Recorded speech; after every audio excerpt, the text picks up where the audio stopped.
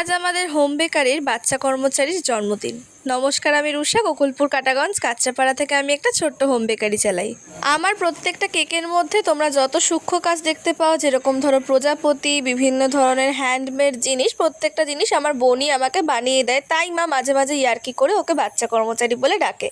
তো ওর জন্মদিনে নতুন কিছু তৈরি না করলে কি হয়, তার জন্য কালকে প্রায় রাতে 2-3টে অবধি জেগে আমি এই কেকটা তৈরি করেছি। আমি চেয়েছিলামই কোনো রকম ফন্ডেন্ট ওয়ার্ক না রাখতে, আমি পুরোপুরি হুইপ ক্রিম দিয়েই কিন্তু কেকটা তৈরি করলাম।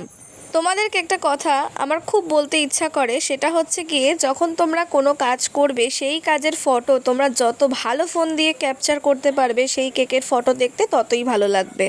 হাতের কাজ নিখুঁত হওয়ার পাশাপাশি তোমরা যদি একটা ভালো ক্যামেরাওয়ালা ফোন দিয়ে ফটো তুলে পোস্ট করতে পারো, মানুষের আকর্ষণ কিন্তু তোমার কেকের প্রতি আরও বেড়ে যাবে।